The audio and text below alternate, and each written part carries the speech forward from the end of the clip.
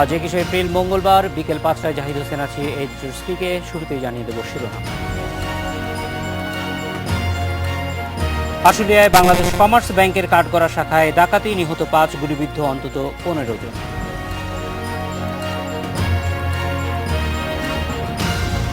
খালেদার গাড়িবহরে হামলার ঘটনায় তেজগাঁ থানায় মামলা, আওয়ামী লীগ ও বিএনপি পাল্টাপাল্টি।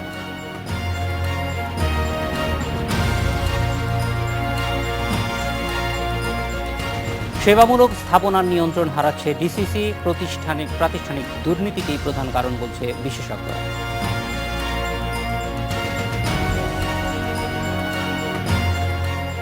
হালদা প্রজনন ক্ষেত্রে ডিম ছেড়েছে মা মাছ, কাঙ্ক্ষিত পরিমাণে পাওয়া যায়নি জানিয়েছে সংগ্রহকারীরা।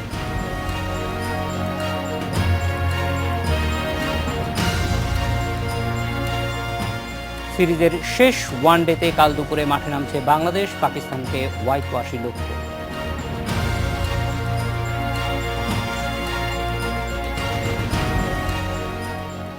আশুলিয়ার কাঠগড়ায় ব্যাংকে ডাকাতির সময় ডাকাতের ছোড়া গুলি ও বোমায় 5 জন নিহত হয়েছে, আহত হয়েছে অন্তত 15 জন। পুলিশ জানায় দুপুরে বাংলাদেশ কমার্স ব্যাংকের ওই শাখায় হানা দেয় সংঘবদ্ধ ডাকাত দল।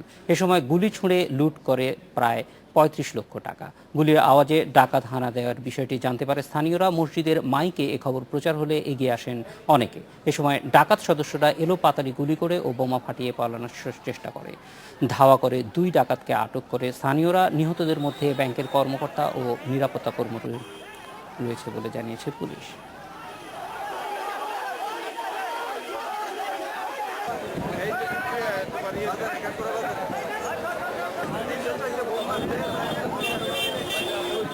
ছদ্মবেশে 8-10 জন ডাকাত ঢুকে ঘরের ভিতরে ম্যানেজার সহ সিকিউরিটি গার্ড সবাইকে গুলি করে ব্যাংকের যত টাকা পয়সা ছিল সব লুট করে নিয়ে পালাই গেছে। যাওয়ার সময় স্থানীয় লোক তাদেরকে বাধা দেয়, জানে পাইছে তারা এলো পাতারি 8-10 জনকে গুলি করে তারপর তারা পালিয়ে যাওয়ার সময় স্থানীয় জনতা 2 জনকে ধরে আটক করেছে এবং গণধুলাই দিয়ে পুলিশে সতর্ক করেছে।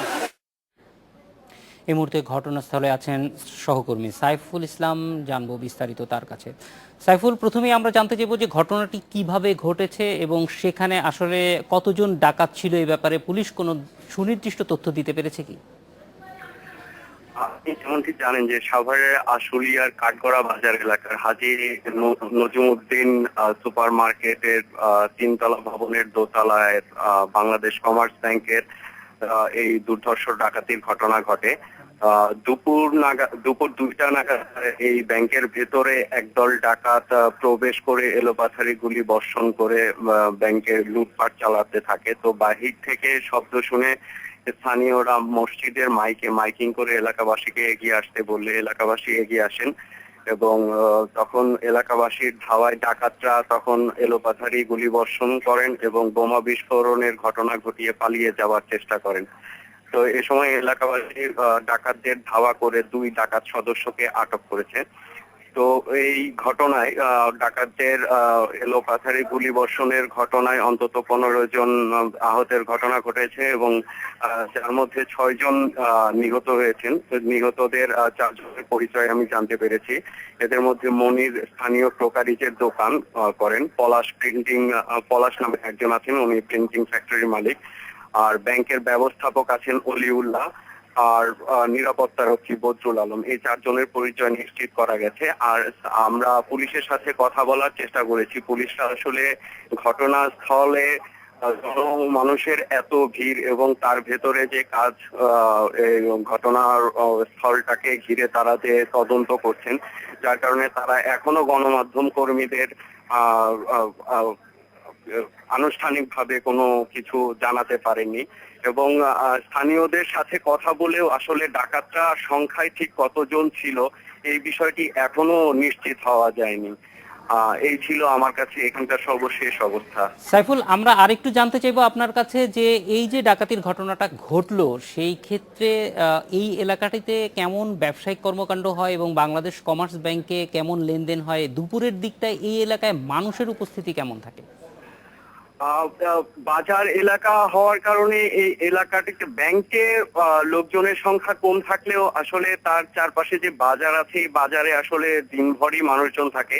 আর আপনি জানবেন যে কাঠগড়া এলাকাটা আসলে শিল্পাঞ্চল এবং শিল্পাঞ্চল হিসেবে আসলে এখানে বেশ কয়েকটি নামি দামি ব্যাংক প্রতিষ্ঠান এখানে তাদের শাখা নিয়েছেন এবং এখানে লেনদেনের পরিমাণও নেহায়েত কম নয়। যদিও আমি এই মুহূর্তে স্পেসিফিক করে সুনির্দিষ্টভাবে বলতে পারবো না যে প্রতিটি ব্যাংকে দিনে এভারেজে কত টাকা লেনদেন হয়, তবে বেশ ভালো পরিমাণেই লেনদেন হয়। কত হয়েছেন, তারা এখন কোথায় আছেন এবং তাদের শারীরিক অবস্থা সম্পর্কে কোনো কিছু জানতে পেরেছেন কি? দুঃখিত, প্রশ্নটি আরেকবার করবেন। সাইফুল, আমি জানতে চাচ্ছি যারা এই ঘটনায় আহত হয়েছেন তারা এই মুহূর্তে কোথায় আছেন, তারা চিকিৎসা কোথায় নিচ্ছেন এবং অবস্থা কি? আহতদের অধিকাংশকেই সাভারের এনাম মেডিকেল কলেজ হাসপাতালে ভর্তি করা হয়েছে। তারা সবাই এনাম মেডিকেল কলেজ হাসপাতালে চিকিৎসারত আছেন এবং নিহতরা যারা আছেন তাদেরকেও সাভারের এনাম মেডিকেল কলেজ হাসপাতালে রাখা হয়েছে। সাইফুল, আরেকটি জিনিস জানতে চাইবো যে এই যে ব্যাংকের যারা ঊর্ধ্বতন কর্মকর্তা ঢাকা থেকে, তারা কি কেউ ঘটনাস্থলে ইতিমধ্যে পৌঁছেছেন? ব্যাংকের মহাব্যবস্থাপক উনি, আমি যতটুকু শুনেছি, উনি এই ঘটনাস্থলের উদ্দেশ্যে রওনা করেছেন। তিনি এখনো ঘটনাস্থলে পৌঁছতে পারেননি। তো আমি স্থানীয়দের সূত্রে যেটা জানতে পেরেছি, ব্যাংকের সূত্রে, যে ব্যাংকের মহাপরিচালক ঘটনাস্থলের উদ্দেশ্যে যাত্রা করেছেন। সাইফুল, আপনাকে অনেক ধন্যবাদ আমাদের সঙ্গে যোগ দেওয়ার জন্য।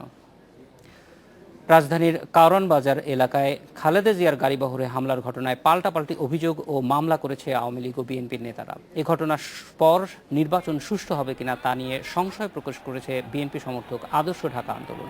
এদিকে খালেদা জিয়ার ব্যক্তিগত নিরাপত্তা বাহিনীর সদস্যদের মারমুখী আচরণের কারণেই এ ঘটনা ঘটেছে বলে মন্তব্য করেছেন স্বরাষ্ট্র প্রতিমন্ত্রী। রাজধানীর কারওয়ান বাজারে খালেদা জিয়ার গাড়িবহরে হামলার ঘটনায় আওয়ামী লীগের শতাধিক নেতাকর্মীকে আসামি করে তেজগাঁও থানায় মামলা করেছে বিএনপি চেয়ারপারসনের প্রধান নিরাপত্তা উপদেষ্টা ফজলে ইলাহি আকবরের করা এই মামলায় আওয়ামী লীগ সমর্থকরা ওই হামলা চালায় বলে অভিযোগ করা হয়েছে। কারওয়ান বাজারে বেগম খালেদার গাড়িবহরে যে হামলা করেছে তার জন্য আমরা একটা মামলা করতে এসেছি এবং সেই মামলাটা ডিউটি অফিসার সাহেব, আমাদের ডিউটি অফিসার রমজান আলী সাহেব এজাহারটা গ্রহণ করেছেন। অতিথি সাহেব নাই, সিটে নাই, উনি বাইরে আছেন। উনি আসলে ওনার সঙ্গে আলোচনা করে প্রয়োজনীয় ব্যবস্থা গ্রহণ করবেন। আমরা আশা করছি যে অতিথি সাহেব আসলেই এই মামলাটা এজাহার হিসেবে গ্রহণ করা হবে। জনাব মোহাম্মদ মেজর অবসরপ্রাপ্ত জেনারেল অবসরপ্রাপ্ত ফজলে এলাহি আকবর, ওনার লিখিত একটা এজাহার থানায় দাখিল করে গেলেন ওনারা। এটা আমি ডিউটি অফিসার হিসেবে আমি রাখছি। আমার অফিসার ইনচার্জ বাইরে মিটিংয়ে আছে, উনি আসলে স্যারের সঙ্গে আলাপ করে আমরা এটা ব্যবস্থা নেব। এর আগে পথসভায় হামলার অভিযোগে একই থানায় মামলা করেন আওয়ামী লীগ নেতা জিল্লুর রহমান। এতে বিএনপি চেয়ারপারসনের নিরাপত্তা রক্ষী সহ 100 জনকে আসামি করা হয়েছে। সিএসএফ এখানে কেন গুলি করলো? তারা পিস্তল বের করে তারা কয়েক রাউন্ড গুলি করছে। ভাগ্য ভালো এই গুলিগুলো কারো শরীরে লাগলে হয়তো মারাও যেতে পারত। এই ঘটনার জন্য স্বরাষ্ট্র প্রতিমন্ত্রী আসাদুজ্জামান খান কামাল খালেদা জিয়ার নিরাপত্তা রক্ষীদের দায়ী করেন। তবে তদন্তের মাধ্যমে প্রকৃত ঘটনা বেরিয়ে আসবে বলে আশা করছেন তিনি। চেয়ারপারসন সিকিউরিটি ফোর্স তিনি তৈরি করেছেন তার সিকিউরিটির জন্য। তারা এই হঠাৎই উত্তেজিত হয়ে এই যে কালো পতাকা প্রদর্শন যারা করছিলেন তাদের উপর উত্তেজিত হয়ে তাদের সঙ্গে হঠাৎ করেই মারপিটের ঘটনা শুরু হয় এবং একজনকে টেনে তাদের গাড়িতে ওঠানোর যখন প্রচেষ্টা নিয়েছিল তখন সর্বস্তরের মানুষ তখন ইট পাটকেল ছোড়া শুরু করে। ওই হামলার পর সিটি নির্বাচন সুষ্ঠু হবে কিনা তা নিয়ে সংশয় জানিয়েছে বিএনপি সমর্থক পেশাজীবীদের সংগঠন আদর্শ ঢাকা আন্দোলন। নয়াপল্টনে বিএনপির কেন্দ্রীয় কার্যালয়ের সংবাদ সম্মেলনে সংগঠনটির আহ্বায়ক ইমাজউদ্দিন আহমেদ এ সংশয়ের কথা জানান। কার দায়িত্ব এবং এর ফলে entire nation would suffer again. এইখানে আমরা বসে যে কথাবার্তা বলছি, অন্ধকারে লাইট ছাড়াও কথাবার্তা বলছি, কিন্তু চিৎকার আওয়াজ বা অন্য কোনো কিছু হচ্ছে না, কিন্তু তখন এই পরিবেশটাও হয়তো থাকবে না। এই কারণেই ভীত সন্ত্রস্ত। নির্বাচন কমিশনের বিরুদ্ধে নীরবতার অভিযোগ তুলে ঘটনার জন্য সরকারের মন্ত্রীদের বক্তব্যকে দায়ী করেন তিনি। অনিমেষ কর, ইন্ডিপেন্ডেন্ট নিউজ, ঢাকা। এ বিষয়ে কথা বলতে আমাদের সঙ্গে যোগ দিচ্ছেন সহকর্মী মাসুদ কার্জন। বিস্তারিত জানবো তার কাছে। মাসুদ কার্জন, আমরা প্রথমেই জানতে চাই যে দুটি অভিযোগ পুলিশের কাছে দেয়া হয়েছে, এই দুটি অভিযোগ একই ভাবে কি পুলিশ গ্রহণ করেছে নাকি এর মধ্যে কোনো পার্থক্য আছে? কালকে সন্ধ্যার পরে আসলে ঘটনা ঘটার পরে আওয়ামী লীগের নেতা পক্ষ থেকে মামলাটি দায়ের করা হয়েছে, সেটির নাম্বার ছিল 11। তো আজকে যখন বিএনপির পক্ষ থেকে হামলার অভিযোগ করে থানায় নিয়ে যাওয়া হয়, প্রথম সেটি অভিযোগ আকারে থানা পুলিশ গ্রহণ করে। তারপরে পুলিশের পক্ষ থেকে আমরা জিজ্ঞেস করেছিলাম যে কালকে আওয়ামী লীগের পক্ষ থেকে যে অভিযোগটি দেওয়া হয়েছিল, মামলা দায়ের হয়ে গেছে বিএনপির মামলার, সেটি দেরি হওয়ার কারণটি কী। তো তারা বলছেন যে মামলা হবে, সেই প্রক্রিয়া তদন্তাধীন আছে, এবং তারা আমরা পরে দেখছি যে আসলে কিছুক্ষণ পরেই সেটি মামলা হিসেবে গ্রহণ করেছে, এবং আওয়ামী লীগের পক্ষ থেকে যে মামলাটি দায়ের করা হয়েছিল সেটি হচ্ছে 39 নম্বর দেওয়া হয়েছে। পরের যে বিএনপির পক্ষ থেকে বিএনপি চেয়ারপারসন বেগম খালেদার প্রধান নিরাপত্তা অবশ্যই যে মামলাটি করেছেন সেটির নম্বর হয়েছে 40। তো এরকম পাল্টাপাল্টি অভিযোগ, আগে বিএনপির মামলা, পরবর্তীতে আগে আওয়ামী লীগের মামলা, পরবর্তীতে বিএনপির মামলা। তবে সর্বশেষ হচ্ছে মামলা দুপক্ষই করা হয়েছে। প্রথম পক্ষ যারা আওয়ামী লীগ তারা মামলা করেছিলেন তারা বলছেন যে এই ঘটনায় তাদের বেশ কিছু নেতাকর্মী আহত হয়েছেন, তারা যিনি মামলার বাদী তিনিও আহত হয়েছেন। পরবর্তীতে আর বিএনপির পক্ষ থেকে প্রধান নিরাপত্তা যে মামলাটি করা হয়েছে, বলা হয়েছে খালেদার গাড়ি বহর হামলা করা হয়েছে, খালেদাকে উদ্দেশ্য করে হামলা করা হয়েছে, সেই অভিযোগটি দিয়েছেন। তো আসলে দুটি অভিযোগে কিন্তু সর্বশেষ আমি একটু আগেও তেজগাঁ জোনের যে উপকমিশনার আছে বিপ্লব সরকার, তার সঙ্গে কথা বলেছিলাম যে পাল্টাপাল্টি মামলা হয়েছে, কোনো গ্রেপ্তার আছে কিনা। তো এখন পর্যন্ত আসলে দুটি মামলা থেকে কোনো গ্রেপ্তার আছে বলে পুলিশ আমাদেরকে জানাতে পারে। তারা বলছেন দুটি মামলাই তদন্তাধীন আছে, কারা ঘটিয়েছে এ ব্যাপারে স্বরাষ্ট্রমন্ত্রী কথা বলেছেন, এবং কালকে হামলার ব্যাপারে প্রধানমন্ত্রী তদন্ত দায়িত্ব কি কাউকে ইতিমধ্যে দেওয়া হয়েছে? দুটি মামলা আলাদা তদন্তকারী কর্মকর্তা নাকি একই কর্মকর্তার কাছে দেওয়া হয়েছে? না, দুটিরই আলাদা কর্মকর্তা, এবং সেটি হচ্ছে জানেন যে একটি মামলা যখন থানায় দায়ের হয় তখন সঙ্গে সঙ্গে আইও বা ইনভেস্টিগেশন অফিসার বা তদন্তকারী কর্মকর্তা কিন্তু নিয়োগ দেওয়া হয়ে থাকে। তো দুটি মামলারই আলাদা আলাদা তদন্ত কর্মকর্তা নিয়োগ দেওয়া হয়েছে বলে আমাদের জানা যায়।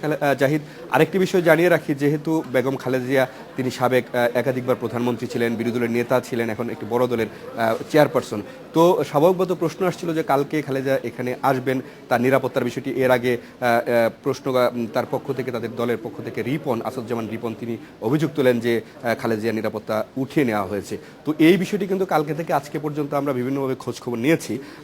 পুলিশের পক্ষ থেকে বলা হয়েছে যে বেগম খালেদা যে প্রোটোকল অনুযায়ী বিরোধী দলের নেতা ছিলেন না, উনি বিএনপির চেয়ারপারসন, তারপরেও কিন্তু তারা নিরাপত্তা দিতে চেয়েছিলেন, এবং এ নিয়ে কিন্তু বিএনপির চেয়ারপারসন বেগম খালেদার যে সিএসএফ এর সঙ্গে তাদের একটু ঝামেলা হয়েছে এরকমটি বলা হচ্ছে, এবং বেগম খালেদার নিরাপত্তা বা সিএসএফ দিতে দিচ্ছে না বা বেগম খালেদার নিরাপত্তা নিতে চাচ্ছেন না, এইরকম অভিযোগ এনে কিন্তু যে ডিসি প্রোটেকশনের পক্ষ থেকে, যিনি ভিভিআইপি রাজনীতিবিদ আছেন যাদেরকে নিরাপত্তা, তিনি গুলশান থানায় কিন্তু গত 7 এপ্রিল একটা সাধারণ ডায়েরিও করেছেন এই বিষয়টি জানিয়ে রেখে। এবং কালকে বেগম খালেদা যখন কারণ বাজারে হামলা শিকার হন বা তার গাড়ি বহর হামলার শিকার হয়, তো এই বিষয়টি আমাদের জানতে ছিল যে বেগম খালেদা জিয়া যেখানে আসবেন, এবং কালকে আমরা পুলিশের সঙ্গে কথা বলেছিলাম, তারপরে তার নিরাপত্তার বিষয়টি তারা বলছেন বেগম খালেদা জিয়ার প্রোটোকল অনুযায়ী বিভিন্নভাবে তারা নিরাপত্তা দিয়ে থাকেন, নিরাপত্তা উনি না নিয়ে থাকলেও সিএসএফ যে নিরাপত্তা। মাসুদ কার্জন, একটি বিষয় জানতে চাইবো যে সিএসএফ এর আসলে মর্যাদাটা কি? তারা কি এইভাবে প্রোটেকশন দিতে পারে, নাকি এটি একটি রাজনৈতিক দলের জাস্ট অন্যান্য ইয়ের মতোই?